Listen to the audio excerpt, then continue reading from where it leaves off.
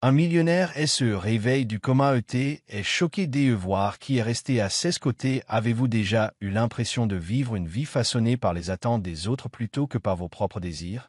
Vous pourriez être le centre de l'attention, avoir tout ce dont les autres rêvent, et pourtant, au fond de vous, vous vous sentez vide. C'est l'histoire d'Oliver Westwood, un jeune millionnaire et unique héritier du prestigieux Westwood Hotel Group. Sous une apparence impeccable se cache une lutte intérieure que personne ne voit, jusqu'à ce qu'une tragédie frappe et change tout. À 30 ans, Oliver Westwood était devenu l'incarnation du succès et de la sophistication. Le Westwood Hotel Group, renommé pour son opulence et son élégance, était un symbole de richesse et de prestige parmi l'élite. En tant qu'unique héritier, Oliver était dépeint par les médias comme un prince des temps modernes, beau, riche, talentueux et puissant. Mais peu savaient que sa vie fonctionnait comme une machine bien huilée. Chaque action, chaque mot, et même chaque émotion était méticuleusement chorégraphiée pour maintenir une image publique parfaite. Lorsque les flashs des appareils photos cessaient de crépiter, Oliver se demandait souvent si sa vie lui appartenait vraiment, ou si elle n'était qu'un scénario écrit par les attentes de sa famille, des médias et de la société en général. Aux yeux du public, Cassandra Vaughan était la partenaire idéale pour Oliver. Influenceuse célèbre, elle possédait une beauté indéniable, un sens de la mode impeccable et une présence magnétique sur les réseaux sociaux. Les deux étaient surnommés le « couple doré », un symbole d'amour et de pouvoir dans les hautes sphères de la société. Pourtant, derrière cette façade soignée se cachait une relation dépourvue de véritable connexion. Cassandra aimait l'image d'Oliver, l'héritier multimillionnaire, un partenaire idéal pour propulser sa carrière. Elle contrôlait chaque aspect de leur vie commune, de leurs apparitions publiques à leurs publications soigneusement sélectionnées sur les réseaux sociaux. Chaque photo, chaque événement auquel il assistait, était calculé pour générer un maximum de buzz médiatique. Et Oliver, poussé par le besoin de plaire, ne s'y opposait jamais. Leur mariage, prévu dans un luxueux complexe Westwood, était annoncé par les médias comme le mariage de l'année. Chaque détail avait été planifié au millimètre près, des fleurs importées de Hollande à un menu étoilé au Michelin, et une liste d'invités remplie des personnalités les plus influentes de la haute société. Oliver ne se souvenait plus de la dernière fois où il s'était senti vraiment libre. Ce mariage n'était pas une question d'amour. C'était un événement, une performance que tout le monde, sauf lui, semblait attendre avec impatience. Assis dans sa voiture de sport élégante en route vers le lieu de la cérémonie, Oliver sentit un poids écrasant sur sa poitrine. Son téléphone vibrait sans cesse des messages de Cassandra. « Oliver, où es-tu? Les paparazzis envahissent les grilles. Les invités arrivent. Tu ne peux pas être en retard. » La voix de Cassandra tonnait au téléphone. Pas d'inquiétude, mais l'urgence de quelqu'un terrifié à l'idée que le spectacle ne se déroule pas comme prévu. Oliver répondit mécaniquement. « Je suis en route, ne t'inquiète pas. » Mais en vérité, il n'était pas sûr de ce qu'il faisait. Son cœur se sentait oppressé par une anxiété invisible, son esprit tourbillonnant de questions sans réponse. Est-ce la vie que je veux? Suis-je fidèle à moi-même? Juste un moment de distraction. La voiture filait sur la route sinueuse et Oliver ne réagit pas à temps lorsque les pneus dérapèrent sur la chaussée glissante. Le crissement des pneus, le fracas discordant du métal, et soudain son monde fut englouti par l'obscurité. Lorsqu'on le sortit de l'épave, du sang coulait de son front sur son visage et sa respiration était faible. Les secouristes le placèrent rapidement dans une ambulance, les gyrophares rouges et bleus clignotant dans la nuit. Oliver fut transporté d'urgence à l'hôpital dans un état critique. Les médecins l'ont rapidement plongé dans le coma pour protéger son corps de dommages supplémentaires. La chaîne hôtelière Westwood, autrefois en pleine effervescence pour les préparatifs d'un mariage grandiose, était maintenant plongée dans le chaos. Les médias, au lieu de couvrir une cérémonie extravagante, se tournèrent vers l'histoire d'un jeune millionnaire luttant pour sa vie. Devant la salle d'urgence, Cassandra apparut. Aussi belle que jamais, elle portait une robe impeccable, son expression chagrinée semblant tout droit sortie d'un magazine de mode. Mais alors qu'elle franchissait les portes de l'hôpital, son visage se transforma rapidement en une expression d'irritation et d'impatience. Cassandra n'était pas là par inquiétude pour Oliver. Elle était là pour les caméras et sa prochaine publication sur les réseaux sociaux. C'est ici que l'histoire d'Oliver commence véritablement. Non pas avec la perfection extérieure, mais avec une chute dévastatrice qui le force à se confronter à lui-même.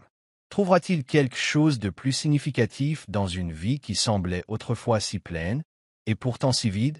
Et si vous étiez Oliver, quel chemin choisiriez-vous d'emprunter ensuite?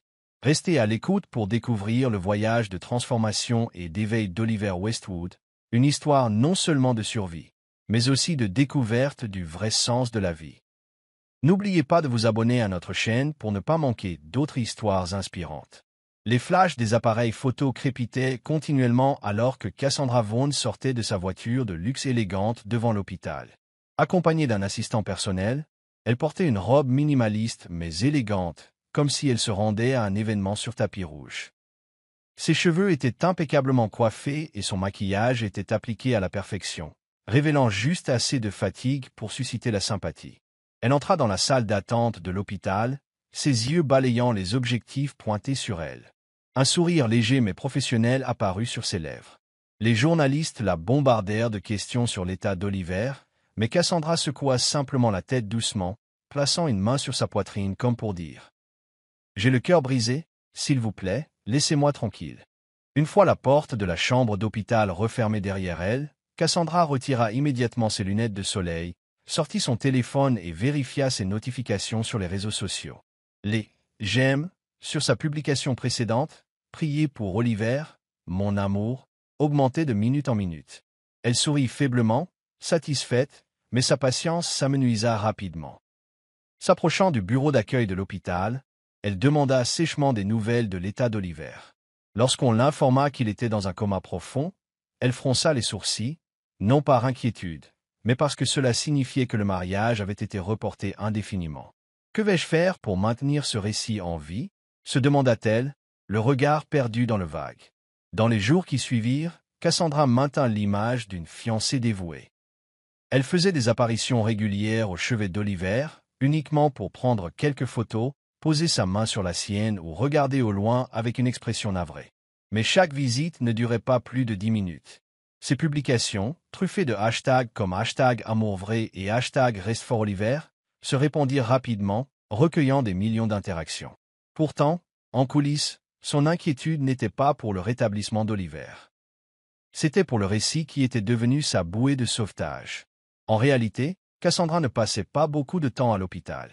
Elle était occupée par des réunions avec des partenaires et des séances photos programmées à l'avance. Quand il n'y avait pas de caméra, elle mentionnait rarement Oliver et se plaignait même à ses amis. Cet accident a complètement ruiné tous mes plans. Suivez-vous toujours l'histoire? Faites-nous savoir de quelle ville du monde vous suivez l'histoire, afin que nous sachions jusqu'où l'histoire s'est propagée. En contraste frappant avec Cassandra, Clara, une employée du service de nettoyage de l'hôpital, devint discrètement mais constamment une partie de la vie d'Oliver. Jeune femme issue d'un milieu rural pauvre, Clara avait quitté sa ville natale dans l'espoir de se construire une vie meilleure dans la grande ville. Bien que son travail de nettoyage fût exigeant, c'était le seul moyen pour elle de subvenir à ses besoins et d'économiser pour son rêve de devenir infirmière. En travaillant dans la zone proche de la chambre d'Oliver, Clara apprit son accident par ses collègues. Un jeune homme riche, immobile dans un lit d'hôpital, entouré de machines et de gens plus préoccupés par sa réputation que par sa santé. C'était une image qui suscita en elle un profond sentiment de sympathie.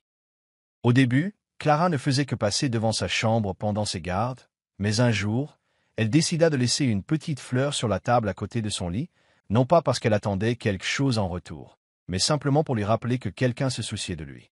Clara ne savait pas si de si petits gestes pouvaient signifier quelque chose pour quelqu'un dans le coma, mais elle continua quand même.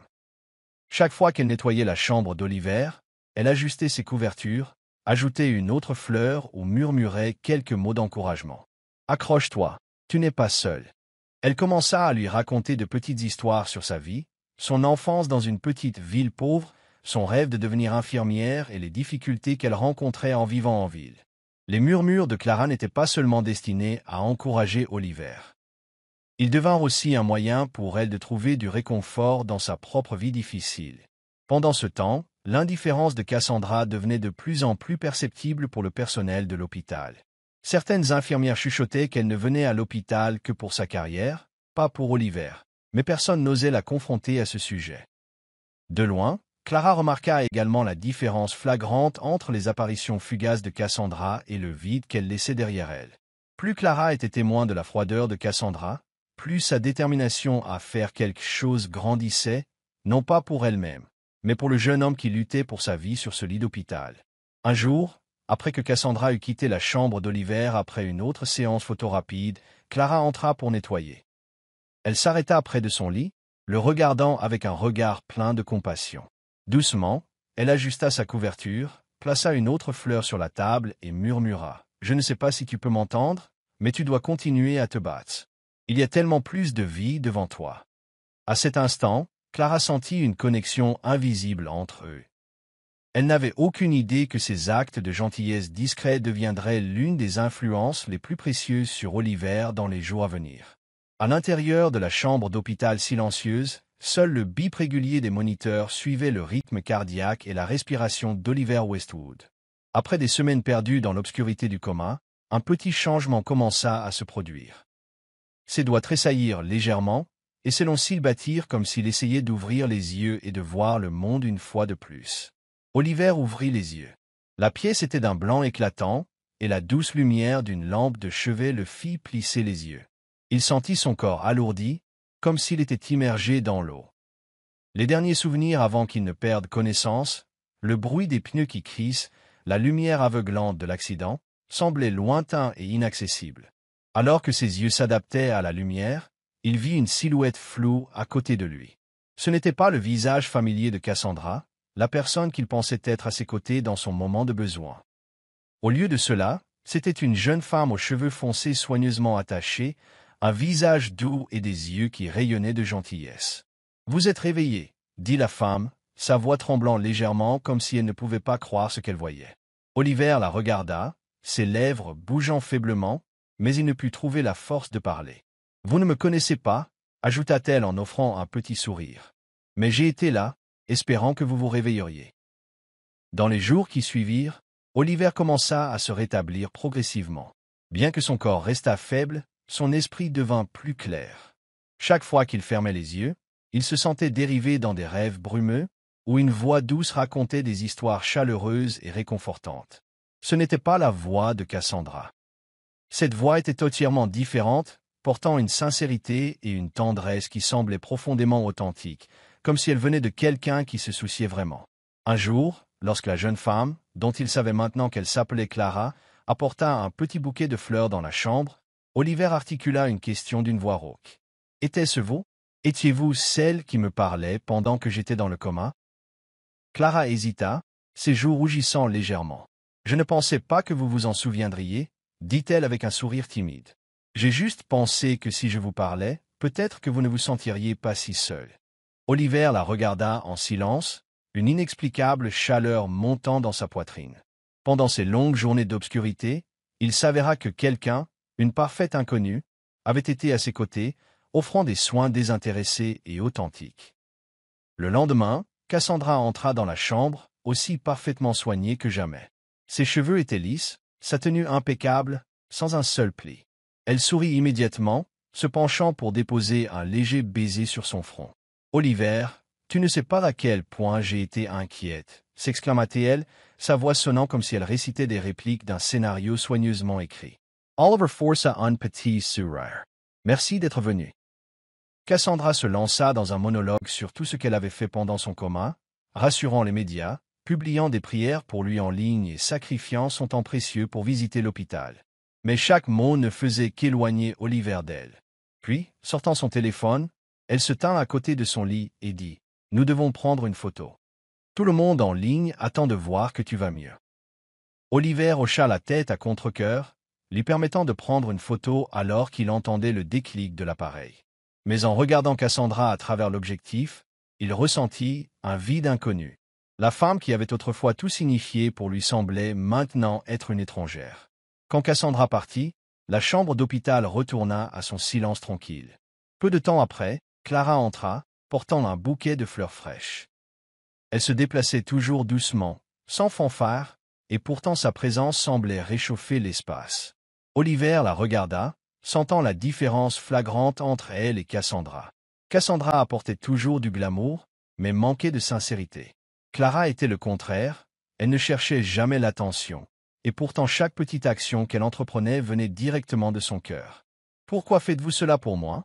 demanda Oliver, sa voix basse et sérieuse. Clara s'arrêta, ses yeux brillants alors qu'elle le regardait.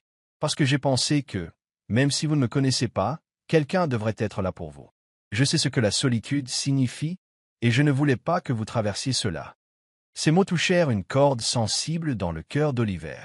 Pour la première fois, il ressentit un soin authentique. Non pas pour sa célébrité, non pas pour son image, mais simplement pour qui il était. Oliver commença à rassembler des fragments de sa mémoire. Il se souvint des visites de Cassandra, brèves et remplies de séances photos, avant qu'elle ne parte rapidement. Il se souvint des rêves vagues d'une voix douce racontant des histoires pleines d'espoir. Et maintenant, en regardant Clara, il réalisa que c'était elle qui avait été à ses côtés pendant ces jours les plus sombres. Merci d'avoir suivi l'histoire. Vous les Commoner Coca-Cola. Pour nous faire savoir que vous suivez toujours l'histoire. Un matin, Oliver décida de demander à une infirmière, pendant que j'étais dans le coma, qui m'a rendu visite le plus. L'infirmière hésita avant de répondre. Cassandra est venue, mais pas souvent. La plupart du temps, c'était Clara. Elle était toujours là, s'occupant discrètement de vous tous les jours. Oliver resta silencieux. Un étrange mélange d'émotions l'envahissant. Gratitude, tristesse et une pointe de chagrin. La femme qu'il avait autrefois cru toujours à ses côtés dans ses moments les plus difficiles, ne s'était pas vraiment souciée de lui. Pendant ce temps, une inconnue qu'il n'avait jamais connue auparavant avait été celle qui lui avait apporté espoir et force. Oliver Westwood s'appuya contre les oreillers de son lit d'hôpital, les yeux fixés sur la fenêtre. Après avoir appris la vérité de l'infirmière, son esprit était en ébullition. Il avait placé sa confiance, voire son avenir, en Cassandra, pour découvrir que sa présence dans sa vie n'avait été guère plus qu'une performance pour maintenir son image publique. Cet après-midi-là, Cassandra arriva, aussi radieuse que jamais. Elle portait un sac cadeau luxueux et entra dans la pièce avec son assurance habituelle. « Oliver, tu as l'air tellement mieux. »« Je le savais. Tu as toujours été fort. » s'exclama Cassandra, plaçant le sac cadeau sur la table et se penchant pour l'embrasser sur le front. Mais cette fois, Oliver ne ressentit aucune chaleur dans son geste. Il semblait vide. Il essaya de rester calme, mais il ne put plus se retenir. « Cassandra, commença-t-il, sa voix ferme et basse. Étais-tu vraiment là pour moi? Ou était-ce parce que cela aidait ta carrière? » Sa question fit marquer une pause à Cassandra. Elle fronça les sourcils mais reprit rapidement son sang-froid. « Oliver, pourquoi demanderais-tu même cela? Bien sûr que j'étais là pour toi. Tu es mon fiancé, l'homme que j'aime. » Mais ses yeux, scrutant subtilement sa réaction, trahirent une lueur de malaise. Oliver ne la laissa pas continuer à trouver des excuses. Il la regarda droit dans les yeux et parla clairement. « Tu n'es venu que quelques fois, n'est-ce pas? Et quand tu l'as fait, tu as passé plus de temps à prendre des photos qu'à être réellement avec moi.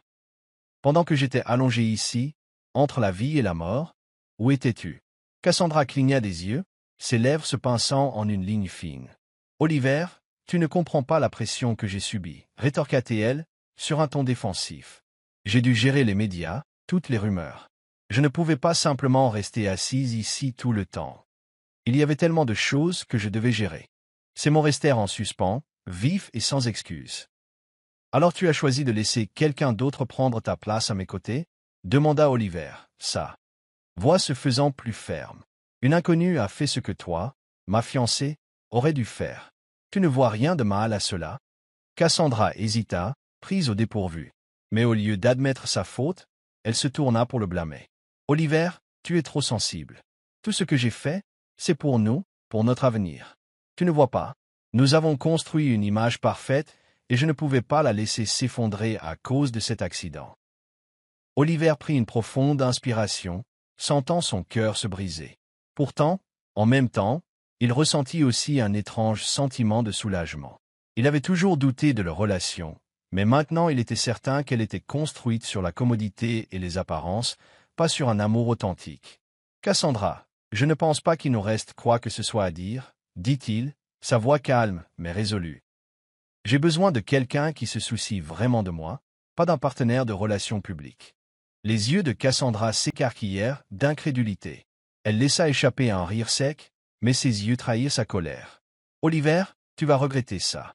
Tu ne trouveras jamais personne de mieux que moi. Tu gâches tout. » Mais Oliver secoua simplement la tête. Si c'est tout ce que nous avons construit, alors je n'en veux plus. Cassandra sortit en trombe, ses talons claquant bruyamment dans le couloir. Quand la porte se referma derrière elle, la pièce tomba dans un silence inhabituel. Pourtant, pour la première fois depuis des années, Oliver ressentit un étrange sentiment de paix libératrice. Que feriez-vous si vous étiez à la place d'Oliver? Auriez-vous la force de vous éloigner d'une relation superficielle pour trouver quelque chose de réel? Partagez vos réflexions dans les commentaires ci-dessous. Dans les jours qui suivirent leur rupture, les pensées d'Oliver ne cessaient de revenir à Clara. Il se souvenait de la chaleur dans son regard, de la petite fleur qu'elle laissait près de son lit, et de la voix douce qu'il avait faiblement entendue pendant son coma. Il réalisa que Clara n'était pas seulement la personne qui avait pris soin de lui. Elle était aussi celle qui l'avait aidé à voir ce qui comptait vraiment dans la vie, la sincérité, la compassion et l'amour inconditionnel. Un matin, alors que Clara entrait dans la chambre avec un bouquet de fleurs fraîches, Oliver l'appela. « Clara » dit-il, les yeux remplis de gratitude. « Merci d'avoir toujours été là. » Clara parut surprise mais lui offrit un doux sourire en posant les fleurs sur la table. « Je faisais juste ce que je pensais être juste, » répondit-elle doucement. « Vous n'avez pas besoin de me remercier. » Mais Oliver secoua la tête. « Non, je le pense vraiment. Dans mes jours les plus sombres, tu étais là pour moi, même quand tu n'avais pas à l'être. Je n'oublierai jamais ça. » À partir de ce moment, un nouveau lien commença à se former entre Oliver et Clara. Au début, ce n'était que de courtes conversations, mais progressivement, ils commencèrent à partager davantage l'un avec l'autre. Clara parla de son rêve de devenir infirmière, tandis qu'Oliver s'ouvrit sur les pressions qu'il avait subies en vivant une vie dictée par les attentes des autres. Ils réalisèrent tous les deux qu'ils avaient trouvé quelque chose d'inattendu l'un en l'autre, une compréhension partagée, une connexion que les mots ne pouvaient pas entièrement saisir. Oliver, autrefois consumé par le glamour et le vide, ressentit maintenant le vrai sens de la vie pour la première fois. Et Clara, une femme simple au cœur bon, découvrit que même dans les circonstances les plus difficiles, la sincérité pouvait engendrer des choses extraordinaires. Le temps sembla passer plus vite alors qu'Oliver Westwood se rétablissait. Les longues journées passées à l'hôpital, luttant contre la solitude et les questions existentielles, semblaient maintenant de lointains souvenirs. Mais ce qui restait indélébile, c'était l'impact de Clara, la femme discrète au cœur sincère, qui l'avait aidé à se retrouver. Oliver n'était plus l'homme vide que Cassandra avait connu. Il commença à agir selon les nouvelles valeurs qu'il avait apprises de Clara. Même depuis l'hôpital, il donna des directives à l'équipe de direction des hôtels Westwood, initiant des réformes importantes. L'une d'elles consistait à allouer une partie des bénéfices pour soutenir les communautés défavorisées, créer des programmes de formation professionnelle et offrir des opportunités à ceux qui étaient moins fortunés. Pendant la convalescence d'Oliver, Clara continua de rester à ses côtés, offrant des conversations chaleureuses et des encouragements sincères. Chaque fois qu'elle entrait dans la chambre avec un petit bouquet de fleurs, les yeux d'Oliver s'illuminaient. Pour lui, Clara n'était pas seulement une compagne, elle était la personne qui lui avait ouvert les yeux sur un nouveau chemin. Alors qu'Oliver se préparait à quitter l'hôpital, il proposa à Clara de travailler dans l'un de ses hôtels Westwood. Il voulait lui fournir un poste stable et un emploi qui correspondait à son dévouement et à ses compétences. « Clara, » dit Oliver un après-midi tranquille, « j'aimerais que tu travailles pour mon hôtel. Avec votre dévouement, je suis certain que vous feriez mieux que quiconque. » Clara hésita un instant avant de sourire doucement. « Merci, mais vous savez que mon rêve est de devenir infirmière. » Oliver hocha la tête, les yeux brillants de détermination. « Je sais, et je veux t'aider à y parvenir. Si nécessaire, je soutiendrai tes frais de scolarité. Vous n'avez à vous soucier de rien. » Clara resta silencieuse un moment, sentant la sincérité dans les mots d'Oliver, mais ensuite elle secoua la tête. « Je suis reconnaissante, mais je veux y arriver par moi-même. Je veux travailler dur et me tenir sur mes deux pieds. » Oliver respecta sa décision, mais dans son cœur, il avait déjà résolu de l'aider à sa manière. Après s'être séparé d'Oliver, Cassandra continua de suivre chacun de ses mouvements. Lorsque la nouvelle de son rétablissement complet et du temps passé avec Clara commença à faire surface, Cassandra ne put accepter l'idée qu'une employée de nettoyage d'hôpital, une femme qu'elle jugeait indigne, ait gagné le cœur d'Oliver. Elle commença à fouiller dans le passé de Clara. Grâce à ses relations dans la haute société, Cassandra engagea un détective privé pour recueillir des informations sur Clara, son passé, son travail et même les difficultés financières qu'elle rencontrait en poursuivant ses études d'infirmière. Chaque détail était une munition pour un plan visant à saboter Clara. Un après-midi, Clara travaillait dans un hôtel Westwood à l'invitation d'Oliver lorsque Cassandra apparut de manière inattendue. Avec son apparence impeccable et son sourire calculé, elle s'approcha de Clara, ses yeux la scrutant de la tête aux pieds. « Alors c'est vous, Clara » dit Cassandra, sa voix douce mais empreinte d'acuité. « Vous avez plutôt bien réussi à capter l'attention d'Oliver. Je dois admettre que c'est une stratégie habile. » Clara se figea un instant, une vague de malaise l'envahissant, mais elle garda son sang-froid, répondant calmement. « Je ne sais pas de quoi vous parlez. Je n'ai fait que ce que je crois être juste. » Cassandra eut un sourire narquois, un rire froid s'échappant de ses lèvres, et s'approcha. « Ne jouez pas l'innocente avec moi. Pensez-vous vraiment qu'Oliver vous choisirait sérieusement? Vous n'êtes qu'une distraction temporaire pour lui, un moyen de se rebeller après m'avoir quitté.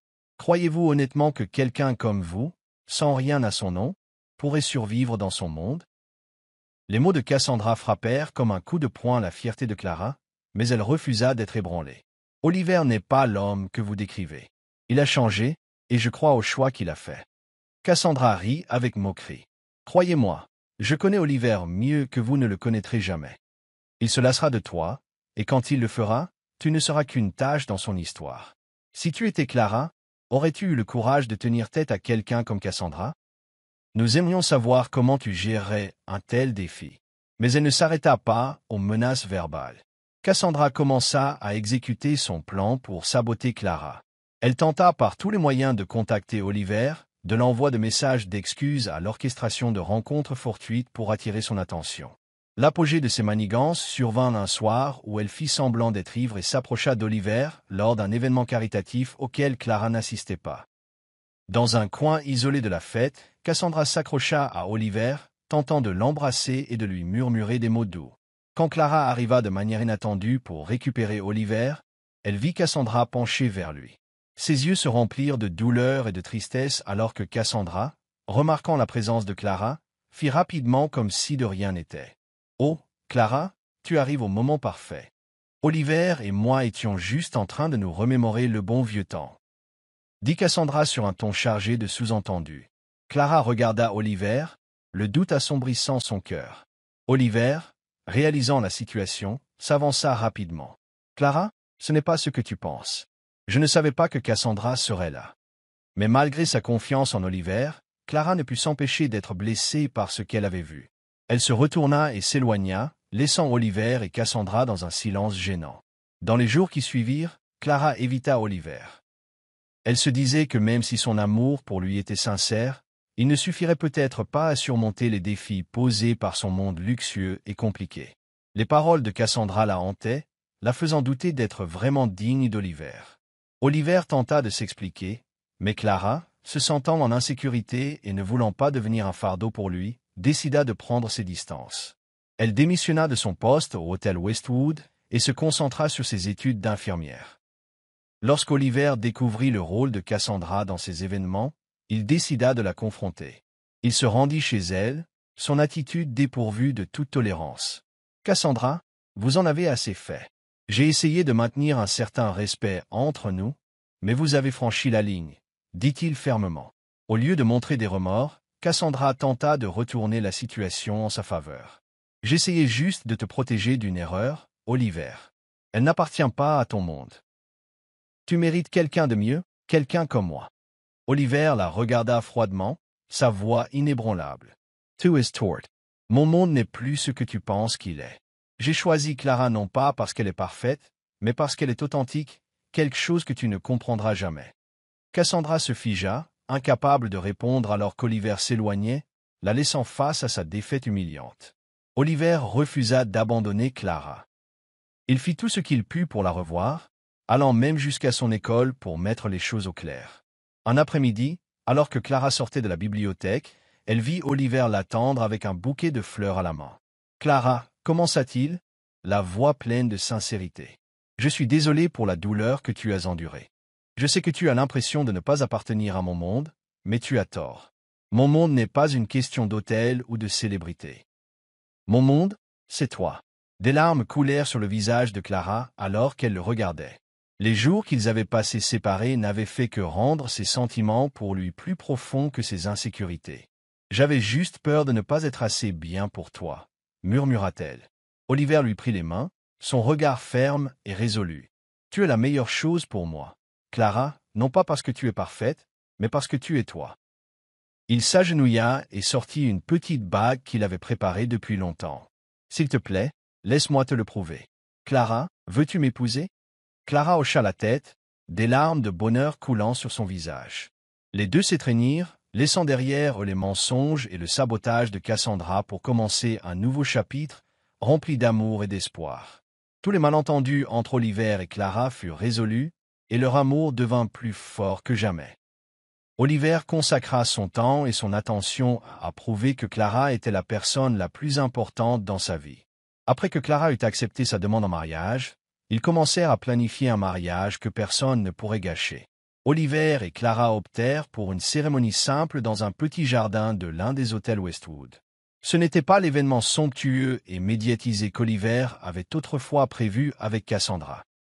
Au lieu de cela, c'était une célébration intime et chaleureuse à laquelle n'assistait que la famille, les amis proches et ceux qui les aimaient vraiment. Clara portait une élégante robe blanche, confectionnée à la main par une couturière de sa ville natale.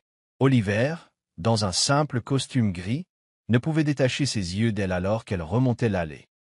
Il n'y avait pas de flash d'appareils photo ni de médias intrusifs, seulement des bénédictions sincères et des sourires de la part des participants. Leurs vœux étaient simples mais profondément significatifs. « Oliver, Clara, tu n'as pas seulement sauvé ma vie. Tu m'as aidé à trouver son vrai sens. Je promets de te soutenir, de t'aimer et de te respecter, non seulement aujourd'hui, mais pour toujours. Clara, Oliver, tu m'as montré que le véritable amour ne réside pas dans les apparences, mais dans les petites choses de nos cœurs. Je promets de te soutenir, d'affronter chaque défi avec toi et de partager toutes les joies de la vie ensemble. » Alors qu'ils échangeaient les alliances et s'embrassaient sous la douce lumière du soleil, la foule éclata en applaudissements, un sentiment de paix et d'accomplissement se répandit dans tout le jardin. Au moment où la cérémonie touchait à sa fin, Cassandra fit une apparition inattendue, vêtue d'une robe noire saisissante. Son arrivée provoqua un certain émoi parmi les invités, mais Oliver et Clara restèrent calmes. Cassandra s'approcha, un verre de vin à la main, et sourit faiblement. « Félicitations, vous deux, » dit-elle. « J'ai pensé venir vous offrir mes bénédictions après tout. Oliver et moi faisions autrefois partie de la vie l'un de l'autre. » Oliver la regarda avec une expression impassible et répondit. « Merci d'être venue, Cassandra. J'espère que tu trouveras le bonheur pour toi-même. » Cassandra esquissa un mince sourire avant de se tourner vers Clara. « Tu as beaucoup de chance, Clara, mais je me demande, combien de temps pourras-tu conserver ce que tu viens de gagner ?» Clara sourit en retour, les yeux pleins d'une confiance qu'elle n'avait pas auparavant. « Je n'ai rien à conserver parce que l'amour n'est pas quelque chose que l'on possède, c'est quelque chose que l'on construit ensemble, et nous l'avons fait. » Cassandra resta silencieuse, incapable de répondre. Elle partit, et ce fut la dernière fois qu'elle entra dans leur vie. Après le mariage, Oliver et Clara commencèrent un nouveau chapitre ensemble. Clara poursuivit ses études d'infirmière avec le soutien indéfectible d'Oliver.